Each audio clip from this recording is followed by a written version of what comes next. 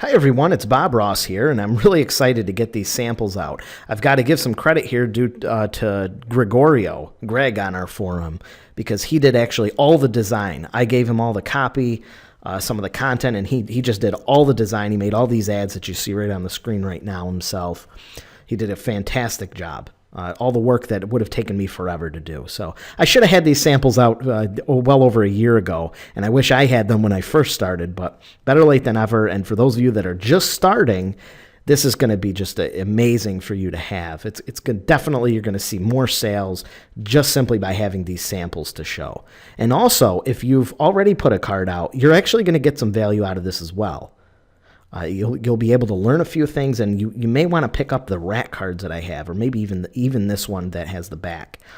But keep watching. It's only going to be a couple minutes, and I'll go through everything. First of all, we have our 9x12. We did it on a gray background just because it's neutral. I don't know what color you're going to have, whether you're going to do yellow or green or my favorite, which is that dark maroon. But this is a nice layout. This uses 7 ads, but it still follows the format that I've came up with, which is a really nice format. It gives you different sizes, and the reason that they're different sizes is because you can sell them for different prices. You don't always have to price them off the same way, but you can also price each space the same and do a first come first serve. If you want this big ad, you got to jump on it now. Or you can even say things like this one in the top right always gets the best response because that's where our eye goes to. That's a more premium one. Whatever you want to say to justify a bigger price or a reason to jump on it now. But this layout is really nice. It's very clean, and I think it's very deceiving. I spent a long time when I first came up with this kind of layout. I think when you look at this, you don't really notice that there's 7 ads. It just looks like a few ads on there. It doesn't look crowded. Everyone kind of looks like they're in the spotlight. No one really has. I don't believe that your eye is really drawn to one in particular. And it just doesn't look crowded. There's a lot of space between the ads. You may adjust your layout. It's fine, whatever, but this one looks nice for prospecting. And if you're wondering how to get more ads out of this, why there's only 7 and not 8, well, you could put a lot more than 8 if you wanted to, but all you got to do is cut these bottom ones in half. You can even have your designer change it to have 4 down on the left side here. It's very flexible. You've got a lot of room to work with on these bottom 2 ads, and you can squeeze some room on the left side by adding an extra one. Here, just got a standard, real generic thing, local co-op giant postcard mailer. I put that on there because it's really important to approach businesses as a co-op. You want to make it seem like you're just getting a bunch of businesses together and you're sharing the cost. I put this nice little subhead down here, get directly in front of thousands of local buyers with no competition pages or envelopes. A nice little blip of information so that the prospect can see that, but also so that you can be reminded that you should be talking about that. There's no page to open. There's no envelopes to open. It's a very important concept. You'll see more about it in a minute. Here we've got this blank space right here. And I wanted to have a more of a blank space, but this wouldn't fit. But what you can do is just take your business card and just put it right here, about 45-degree angle, and just clip it.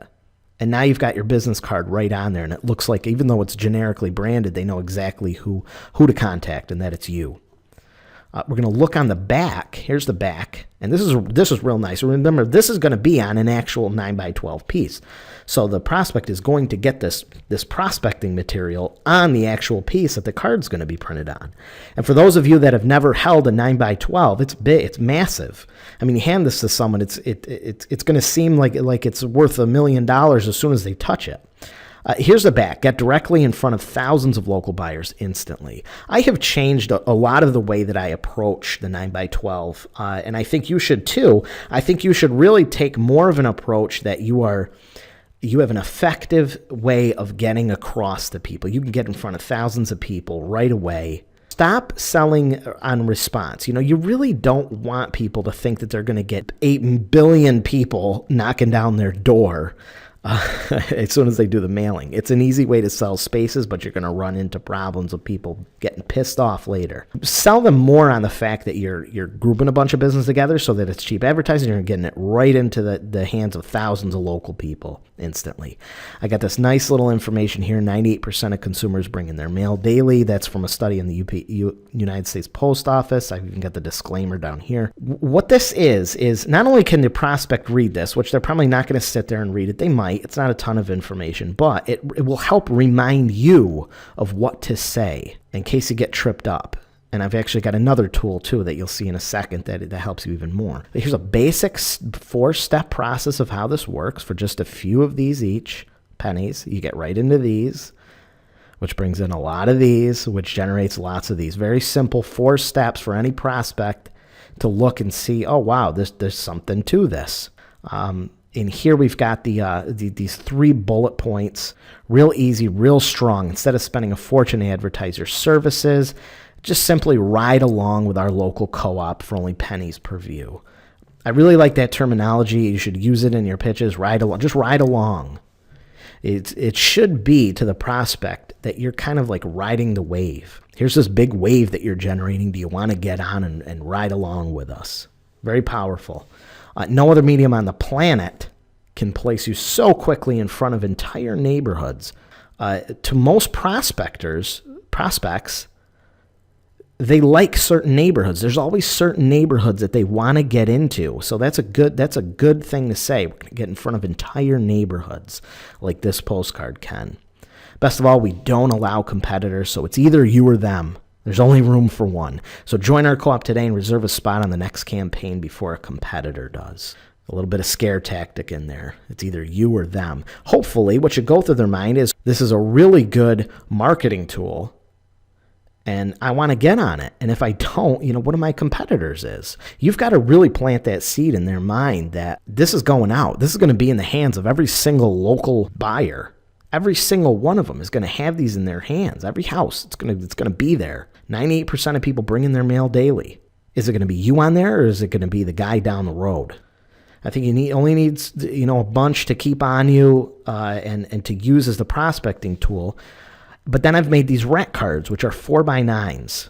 I'll give you the front. This is the front of the rat card. I'll zoom it in a little bit. These are 4x9s. They fit exactly into a number 10 envelope. So what's great is you can carry these on you. They don't cost as much to buy as the 9x12s. They're still on the same paper stock. By the way, I've printed all these on 16-point UV coated. So it's going to make a big impression once they grab that, when they put that in their hands. You can see how slippery these things are. But you can carry these around easy. They're kind of like a bigger business card, and they carry a lot of information, and they're really nice to the touch. And they're gonna help you use these as a prospecting tool, because you can send them in the mail, you can give them out, but also it's going to help remind you when you're in the pitch. You need something that's going to kind of remind you. That's why I like pitch books, but it's not always so convenient to bring a full pitch book. This is kind of a little pitch book disguised as a prospecting tool. It works both ways, double-edged sword. Here we've got this big headline: is your business prepared for billboard exposure without spending thousands? You might say that's a little crazy to put on there. Greg actually came up with that, I believe, about a year ago. And I think it's great. I really do, because it even though we know billboards don't really, they don't generate response, they're not usually a very smart thing for a small business owner to invest in. However, in most business owners' mind, at these local levels, these mom and pop places that you're going to be going to, they think the billboards are the king of all ad. If you've got your business on a billboard, that's just the top. You've got so much money to spend, and everyone sees it. So I like that, the billboard exposure without spending thousands. Discover why this method is so powerful. And we've got these main bullet points. I try to keep it really clean and effective. Rapid response. You're going to instantly reach thousands of local buyers with nearly 100% exposure. So you can actually show this to them and point to these things and talk briefly about it. You don't really need a pitch book. So if you've been worried about your pitch or what to say, you've got it right in front of you. Fully exclusive. You won't have any direct competitors that could damage your response. A brilliant color. Look at this. Feel this. This is called 16-point cardstock, and it's got these double coatings of UV gloss. It demands attention. People are scared to throw it away. You get this, you're not even sure if you should be throwing it out. So it can pop up on the freezer easy. It can go on a shelf. It can last a long time if it gets wet or moist. It's good. It just holds up. It's amazing. No commitment, no contract required. Just pay and go. Give it a shot. Now, for those of you who do contracts, don't get worried here, because the wording is just no contract required. It doesn't mean that there doesn't have to be a contract. You can have one. You can offer discounted prices if they pay for 3 months. And you don't really need a contract either. You can have a commitment where you just have some paperwork that says, it's kind of like a gentleman's agreement. I will commit to bang to doing 3 mailings. You plan to do 3 mailings. Trackable ROI. Quickly determine how much profit you made with redeemable offers. I used the word, Greg wanted to put coupons on here, but I explained to him, I think redeemable offers is a much better word to use. A redeemable offer. Doesn't that sound better than coupons? Because coupons have this kind of enigma of being cheap. They have this perception of being cheap. And a lot of businesses don't like coupons. A lot of them do. You actually got to sell them on the word coupons. They associate coupons with they're going to be losing money and it's going to be cheap. It's going to cheapen their image. Well, redeemable offers is a more luxurious word. There's a little golden nugget in there for you for those of you who are watching this video. Redeemable offers. A much better word to use. It's just like special offers is a much better word to use than a coupon. Here's a special offer. Here's a redeemable offer.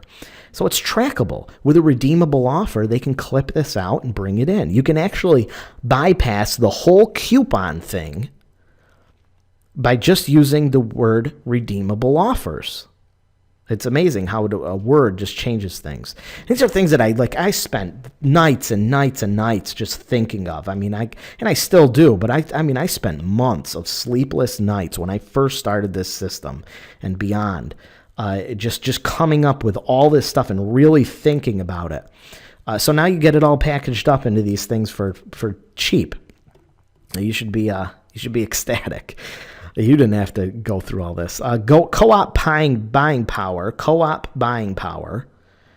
Last bullet point, that you're only paying a tiny fraction of the cost, yet you reap all the rewards. It's just like if you spent this yourself, you'd spend $7,000, $10,000. Explain to them that how much you think this paper would cost to print. These things cost almost $1 a piece to print typically, but we have the resources where we can print them in very large quantities. And we group everyone together so that everything's just split amongst us. Make everyone else pay for your ad. That's a really strong point. Make everyone else pay for it. Doesn't that make sense, Jim? Instead of you doing this mailer by yourself and spending $10,000, share it with some people that you don't compete with, and essentially you're making them pay for it. Doesn't that make sense? That's the kind of wording that you want to use. And by having these bullet points, you have a pitch. It's not a perfect pitch. You should have an actual pitch. However, you can follow these right off the bat. You can go right out there and just follow these little bullet points. Call us now before your competition does. You also have room here to put your business card. I would suggest that you clip one right to here on the bottom. Then let's look at the back.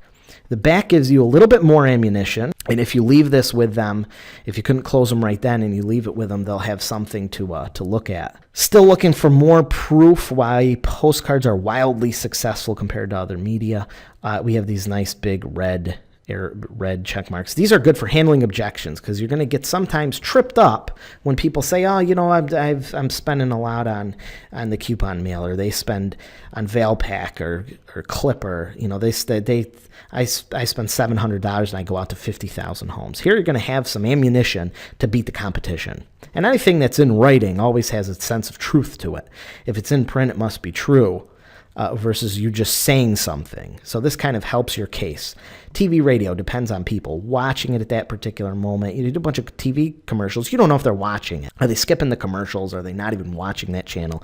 And you can't even tell if people are coming in or not. You're running all this stuff. You got TV commercials, radio commercials. You don't know if people are actually coming in because of it. How many times does someone come in and say, oh, I'm really glad I came in here because I saw you on TV and I didn't even know you were here, but I saw that commercial and I had to come in. Outdoor billboards, they don't have any tracking ability. Can't tell if they're working, and it takes a long term for people to actually notice it. When you're driving down the road, the last thing you're thinking about is what billboard's there. And it's not like you can tell, hey, mention this billboard and save 10%. You can't. You're just crossing your fingers hoping that people are seeing this. Coupon packs. This has a little more information because this is one of the more difficult things to overcome since it's somewhat similar to what we sell. But there's some key differences, and here's going to help you get around that. Coupon packs, they always get littered across thousands of homes. I use that word littered because it sounds so bad, right? I want to talk bad about the competition. It always gets littered across thousands of homes, but only a small percentage open them. Yeah, so maybe it goes to 50,000 homes. Maybe it goes to 40,000 homes. But that doesn't mean that 40,000 people open them. A huge percentage of people just throw them out without even opening them. The people that do open them are the bargain hunters. The people you don't want anyways. They're just looking for a coupon to clip out and use. You see the same people every single time. You don't see any new people. You ever wonder why that is when you do these coupon packs? It's always the same people coming in. Usually they're a pain in the butt. Those are good tactics to say when you're pitching because you're on the same side as the business owner. Oh, this guy understands. Yeah, I don't want those people. I don't want that guy that comes in all the time with the coupons. And you want to get new people. You want to give them a reason to come in. You want to get new people. When you're sending out these coupon packs and the same people are always opening them up, you're getting the same people. You're missing out on all the people that maybe would have liked what you had, but they didn't open up the coupon mailer, so they didn't even know that you had anything in there. You end up squished between competitors. You're in there with 100 different advertisers and 5 different competitors. You don't know what kind of, maybe they're running a better sale than you, which sucks. You don't even know. It's not like the Valpak rep says, hey, your competitor's over there and he's giving 25% off. Maybe you should get, no, you don't know. You cross your fingers and hope for the best. Not good advertising. And multiple pages, you got to open the envelope, then you got to open the pages. So your true exposure goes down to almost peanuts. It's like a newspaper ad. Maybe you got 70,000 of these things going out, but you're not going to have 70,000 people looking at your ad. Same as a billboard. Maybe 100,000 cars go by it every day. It sounds good. You're getting 100,000 eyeballs on it every day, right? But that doesn't mean 100,000 people actually paid attention to what you had or actually even saw it or had a moment with it. So your actual views, your actual exposure is generally such a small percentage that it's almost nothing. Internet marketing. A lot of people are going towards the internet. It exposes you to people that are actively looking for your services. Someone's typing in there, I want siding in Montana. In what's the capital? Helena, Montana. Maybe you can pop up there if you've designed your website to look for that term. And I'm always going to talk. Keep in mind, we're all marketers. We all got to have a familiar understanding of internet marketing, but you want to use words that are really dumbed down. Because most people are not that smart. They're not. My friend is the board president of the local chapter of Realtors, and he he owns a zillion properties. He has no clue what SEO is. I just talked to him the other day about it, and I looked at, I said, you know what SEO is? No, I don't know. I said, it's website stuff. They look for you on Google. And it was just going right over his head. But that's how people are. That's how a lot of people are, believe it or not. They don't know as much as you do about it. So we want to talk really dumb. But for every person searching, there's many more that would respond if you simply invited them. Not everyone has the internet. Not everyone is typing in, trying to find your website and trying to find if you offer their product. Most people are thinking about doing something. They're thinking. And if some information comes their way, they might be inclined to check you out. That's why this works so well. Here's this final statement here. Think about if you had one chance to send a critically important message to someone. You had one shot and you had to get that message across. Would you do a commercial and hope they saw it? Would you put it in a coupon mailer and hope that they opened it up to open the envelope, open the coupon mailer, went to page 26 and saw you stuff down in the bottom right? Would they get that message? Should you upload it to the internet and hope they surfed on over to it? I know you guys are laughing at that last one because it's so funny, but that's what's effective when you say things like that. Are you going to upload it to the internet and hope that they surfed on over to it? No, you wouldn't get the message across. That's why giant postcards work so well. They simply get your message in front of everyone, every single time, without fail. If I sent you a postcard, you're going to see it. So your actual exposure is close to 100%. If there's 5,000 homes in our general local market here, and I send out 5,000 postcards, I can be pretty sure that at least 5,000 people are going to see that. And most likely, it's going to be a heck of a lot more, because one's going to see it and they're going to tell their friends, they're going to show their friends, or they're going to show their husband. Remember, there's over 2 people that generally live in a home. There's 2.2 people on average that live in a home. It's husband and wife, some children, extended family. So your actual reach is much higher. Don't let your competitors steal the spotlight from you. Reserve your space in our co-op campaign now. There's a big call to action. Some little scare tactic and a big call to action. So you have got, with these samples, you've got these 4 huge selling tools. You can leave them with your prospects. If you can't close them on the spot, hand them out, put them in high traffic areas, whatever you got to do, get them out there cheap enough to buy a bunch of them, keep them on you, put them in high traffic areas where you're going to get some business owners, and use these as a pitch tool. Use these for your actual presentation. So even if you don't buy some samples, I think you hopefully learned something about pitching and that you can bring into your pitch. And if you do buy them, scoop them up. If you need more, let me know. I'll get you more. And now you should be good to go.